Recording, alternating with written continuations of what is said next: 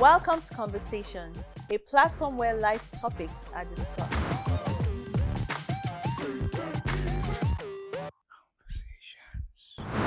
Talking about romance and passion in marriage, um, a lot of couples go through the usual um, routines of life, responsibilities, children, and after a few years or a number of years, they get spent, especially if they're not intentional about filling up. It's normal. So having to rekindle passion is not a sin, it's not bad because we have to refuel our cars because it's being used. So at times we have daily refills depending on what the issue or what the particular thing is. We eat every day, we refill our tummies and all. So when it comes to marriage, we spend, you know, energies when it comes to our interactions. Um, Apart from the marriage relationship, we have other relationships. We have our families, parents, children. We have work. So as human beings, we actually spend ourselves on a daily, and it affects marriage as well. So yeah, there's a need for refueling and rekindling passion um, in marriage. There's always that need. Yes.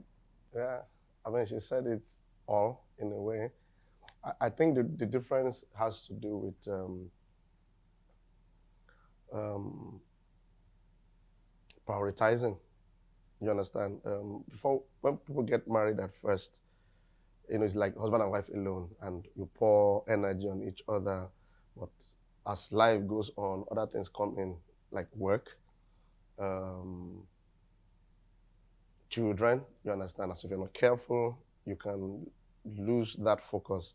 A man, for instance, can unconsciously pour passion into his work unknowingly. It's because we all remain passionate.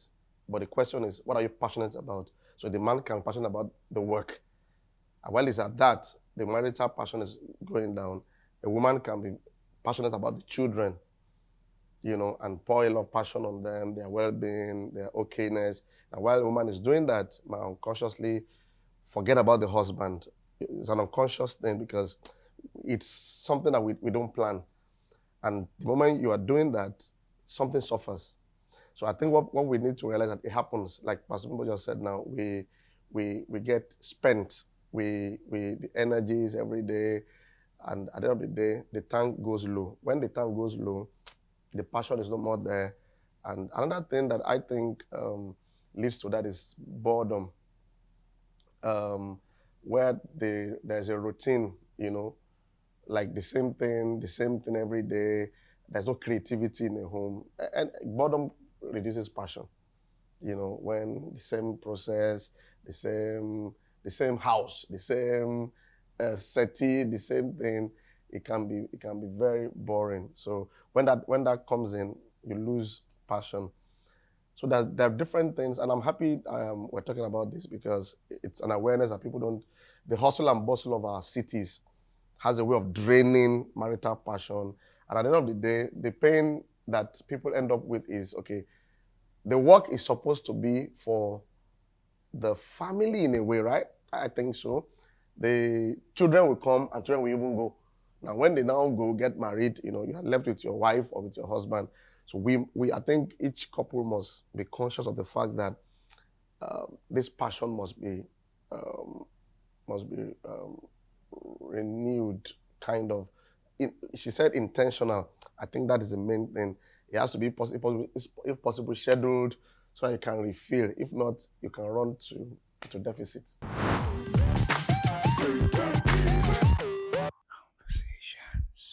We have 4 children. It's a lot of work, and thankfully she does a lot with them. So sometimes I feel jealous that they abandoned me, but of course, so I call for that time out and balance, and then that's the focus. One area that I think will help couples, especially younger couples, is the issue of love languages. Nothing drains any human being like when the love language is not attended to. Like what fills that passion is your love language. If my love language is um, words of affirmation now, or like mine is acts of service. So if for instance yours is words and you don't have those words coming in regularly, the person will feel spent.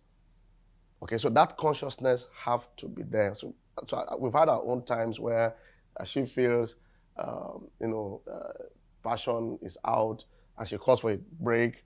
There are times we communicate it differently.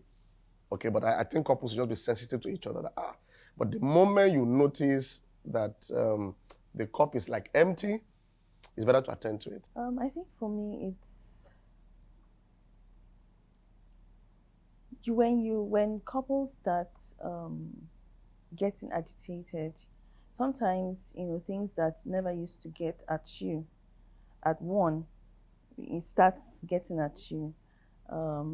Then it's a sign that okay, there's something going on here.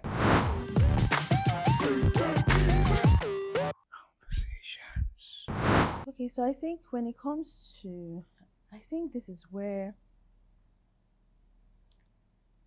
help is needed sometimes. Sometimes help is needed to rekindle passion, or to help a failing or almost failing marriage in a situation where an account has been read for a very long time and it needs an emergency bailout. So sometimes when couples are in a state where someone is saying or thinking that, look, I'm not in love anymore, I don't love this person, it's a sign that something has been taken for granted for a while, um, or someone's not yielding like they should. you know I remember, even with our relationship with God, let me just put that in. There are times when we feel spent. There are times when we feel tired. There are times when it looks like you don't even want God in your life. Maybe you're angry about something that happened. And I remember listening to a message some time ago, and I realized, and the person speaking said that getting back your passion is, it may be hard. It is hard sometimes, but the steps to take can be simple, in a sense that what you used to do before, just start doing them again. The dating, when before you got married, there were some things you would do. You would call your partner, you would, look out, go out of your way to do certain things. You would almost even forget yourself, you know. So those simple, they seem simple, but just to get us to do it, just doing it sometimes is the struggle. However, there are times when there's an added help needed, where counseling, they need to talk about it, maybe seeing it from another perspective. So hearing someone even talk to them, or just, it may not even be as serious as needing a professional counselor. Maybe just another perspective, or just sitting down with a group of friends and hearing other people's marriages, and you just realize that, okay, I'm not the only one going through this, or you are just seeing something from another perspective. So there are different ways to go about rekindling, especially if the situation is very dire. So I would say, before I even get there, maybe for me, I learned that simple lesson or message that I listened to really, really was profound for me. Get back to doing the things I used to do. You may start out, like this is just, it's a strain getting, because maybe sometimes the feelings may not be there.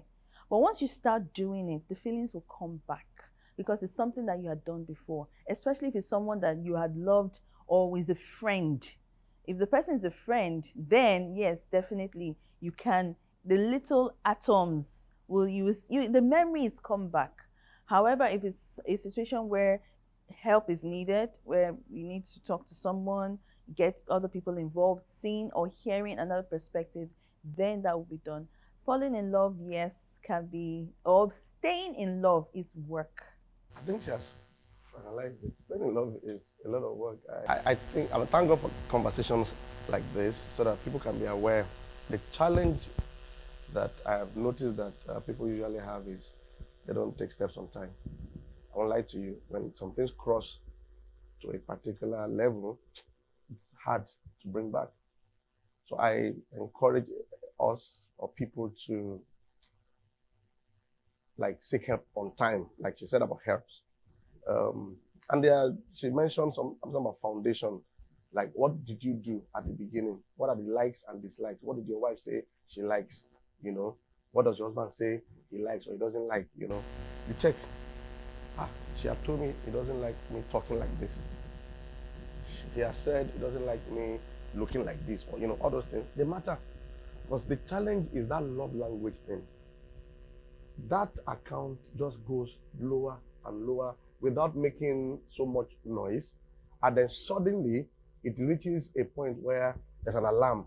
And sometimes when the alarm shows, people are not even ready for it and they react differently. So I feel filling that account back intentionally and responsibly. I said in church some weeks ago that people take each other for granted. I've seen that even with friends because somebody is close to you and we unconsciously take each other for granted.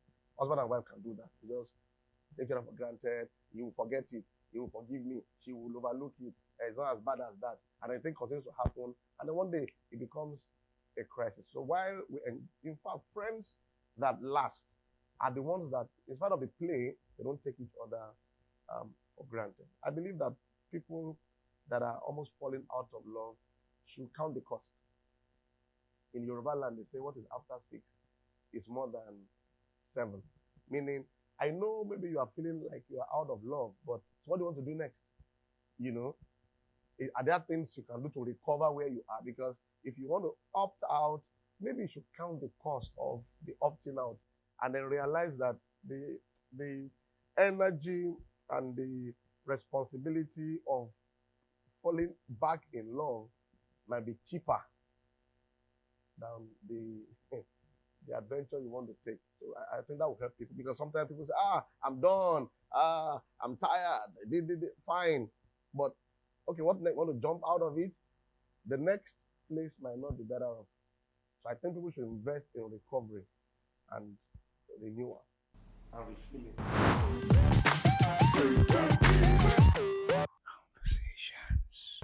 In marriage, I realized that there are different phases when it comes to marriage. There are phases, I've read it and I've heard it said, and we've experienced it where, beginning stages, we have a particular, we have unique feelings and unique emotions that happen at the beginning compared to the middle stage, depending on how old the marriage is.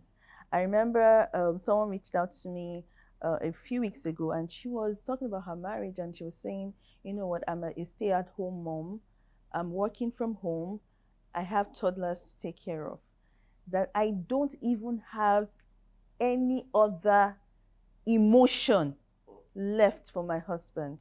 And I realized that, okay, yes, there are several stages that happen to different couples, but know that you're not alone. Just the awareness that, you know what, this too shall pass, will help, that it's not unique to us or unique to you.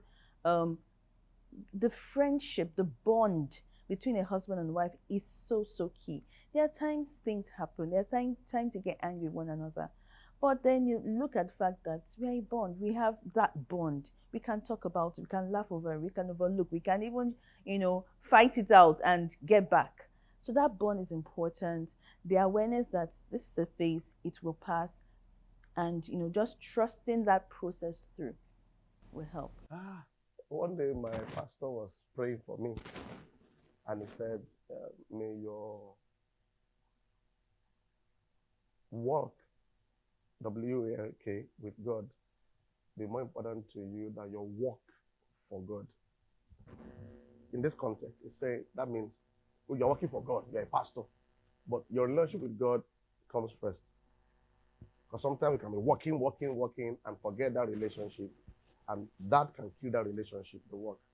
So I think for couples, that priority, that for me, for instance, I love our children, I love the ministry, but she's first before the children, her well-being, the same thing for the woman. Your husband first. I know you care for the kids, I know you do a lot, but your husband, that prioritizing in any relationship, because what you prioritize is what you feel. The moment that is out of the place, you might just see yourself doing a lot of things. Like, I can be working for God, and my relationship with God can be bankrupt. I won't honor him the way I should honor him, like praying and everything. So that I feel people should always remember the priority. Almost like saying, if everybody has not eaten in this house, well, that should eat first. In that sense. You understand? So the same way, if I'm not even going to church to preach, but let me know that me and God, we're in a relationship. So I feel that prioritizing is key. That relationship priority will feed others by default. But the moment we misplace it unknowingly, others begin to falter. So I think that is key. And then we need creativity. Boredom is people need to change the way they live, change the color of the homes. Just be creative, because boredom can make us lose passion. Thank you for joining today. I hope the little discourse we just started the discussion. I hope it will help us rekindle marital passion again. Don't forget to subscribe and watch this again and again. And all the episodes we've had, they've been very, very wonderful. It's okay for you to share it again and listen to them again. We'll all be better off for it. Thank you.